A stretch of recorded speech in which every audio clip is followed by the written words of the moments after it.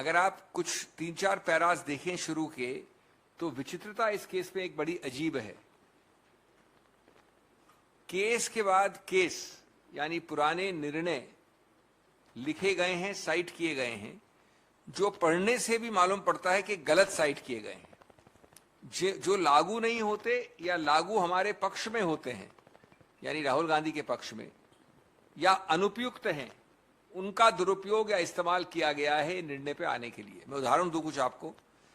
एक पन्ने 4 पे, मैं डिटेल में नहीं जाना चाहता, केस साइट किया गया है और इन सब केसेस में सिलेक्टिवली, आंशिक रूप से कोटेशन दिए गए हैं, व्यापकता नहीं देखी गई है। एक सरीन का केस उच्चतम न्यायालय का साइट किया है माननीय न्यायाधीश जिनका निर्णय आज आया है, और उसमें ये लिखा है, if so the legal position can be laid down that when conviction is on a corruption charge against a public servant, the court should not suspend the order of conviction.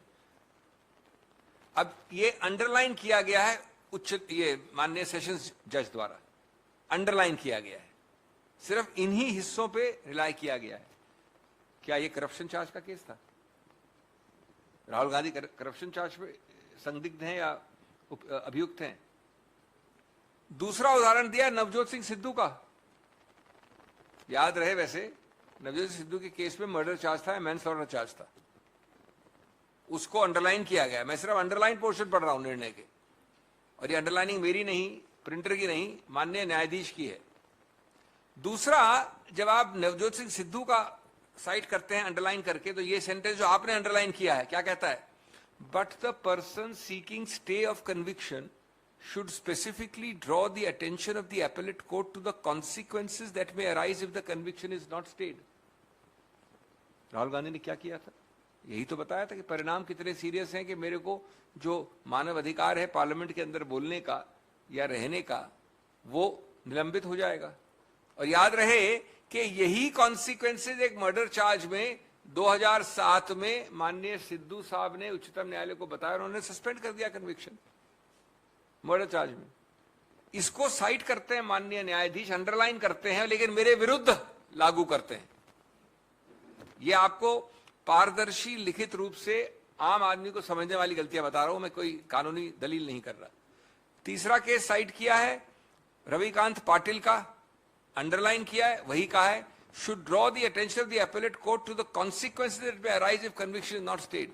ये इसलिए लिखा जाता है सेंटेंस कि जहां पर कोई आदमी निलंबित हो जाए, सस्पेंड हो जाए असेंबली से या पार्लियामेंट से, तो ये परिणाम आप लाइए सामने, हम सस्पेंड कर देंगे कन्विक्शन। इसको साइड किया गया मेरे विरुद्ध। ये तो मजाकिया गलती होगी और इसको हम उच्च न्यायालय में बिल्कुल सामने रखेंगे। एक चौथा केस श्याम नारायण पांडे साइड किया गया, आपके पन्ने 6 में होना चाहिए अगर आपके पास कॉपी है तो। उसमें लिखा है, similar, if the convict is involved in crimes which are so outrageous, then it would have serious impact on the public perception of the integrity of the institution, then it should not be stayed. Criminal मानहानि so outrageous, इसको तो terrorism जैसी बात कर रहे हैं या खून खराबे की बात कर रहे हैं। मानहानि का चार्ज है जो अभी मानहानि के लेवल पे है। इस प्रकार के कई ऐसे और उदाहरण हैं जो दिखाता है कि प्राथमिक सिर्फ देखने से भी निर्णय संदिग्ध है, गलत है, कानूनी रूप से जिसका आधार नहीं है। 3 और जगह, एक उसका उदाहरण है पृष्ठ नंबर 10 पे और एक अंत में वापस बार बार इस न्यायालय ने, इनके माननीय न्यायाधीश ने कहा है कि appellant has insulted and humiliated Mr. Modi, the Prime Minister. And then he said, and other 13 crore members of the Modi community. तीनों जगह ये बड़ा स्पष्ट है, मैं कोट कर रहा हूं, मैं अपनी बात नहीं कह रहा, ये बड़ा स्पष्ट है कि उनका पूरा निर्णय इस बात से एक ओवरशैडो हो गया है या ज्यादा प्रभावित हो गया या दुष्प्रभावित हो गया है कि माननीय मोदी जी डिफेम हुए, लेकिन वो बात भूल गए जनाब कि मोदी जी तो कंप्लेनेंट ही नहीं है। मोदी जी तो कंप्लेनेंट ही नहीं है।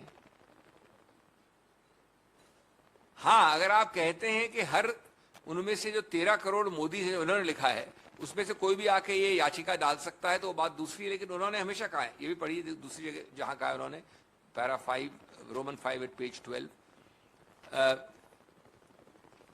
Made derogatory remarks against the Honorable Prime Minister Shri Narendra Modi in general public and further compared the persons having Modi surname. So clearly, unfortunately, he is influenced by the high office of the Honorable Prime Minister, forgetting that the Honorable Prime Minister is not the complainant. As a matter of fact, one of the important points is in defamation law that only the person directly affected can maintain. Now it's a moot question of arguments that the other members of the Modi community can and cannot or to what extent can maintain. वो हम argue करेंगे. लेकिन मैं आपको इसका एक structure बता रहा हूँ इस निर्णय का. पहले 10 निर्णय साइट करना, उनके गलत पोर्शंस पर रिलाय करना, ये सजेस्ट करना कि हमने कॉन्सिक्वेंसेस आर्ग्यू नहीं किए, ये नहीं देखना कि वो सब उदाहरण ऐसे केसेस के हैं जो इससे बहुत ज्यादा सीरियस थे और हमारे डेफर्मेशन केस में अप्लाई करना. जो 202 जुरिस्डिक्शन की बात आपको याद है मैंने पहले की थी कि अगर कोलार में ये चीज हुई है और गुजरात पहुंच जाए कोई आदमी याचिका लेके, तो 202 प्रावधान में आपको पहले प्राथमिक रूप से थ्रेशोल्ड में शुरुआत में ये देखना पड़ता है कि क्या वहां पर अधिकार क्षेत्र यानी जुरिस्डिक्शन है कि नहीं. उस पर पूरा एक सेक्शन लिखा है, लेकिन ये नहीं कहा कि भाई मैजिस्ट्रेट का ऑर्डर जो हमें चुनौती दी है सेशंस कोर्ट में, उन्होंने कहां डील किया इसके साथ, या उनका इसके साथ डील करना सही है या गलत है, ये कहीं नहीं बता पाए हैं. ये पूरा 3-4 पन्नों पे उन्होंने डील किया है, यानी सेशंस कोर्ट ने, माननीय न्यायाधीश ने, लेकिन ये नहीं बता पाए कि किस प्रकार से ये जस्टिफाई होता है कि कोलार से जो गुजरात की यात्रा है उसको उन्होंने 202 को अप्लाई करे, लागू किए बिना कैसे निर्णित किया. अंत में मैं जो पैरा 12 है उसके अंत का पोर्शन पढ़ देता हूं, अपनी बात खत्म करता हूं हिंदी में. Based on the above discussion I hold that the learned counsel for the appellant has failed in demonstrating that by not staying the conviction and denying an opportunity to contest the election on account of disqualification, an irreversible and irrevocable damage is likely to be caused.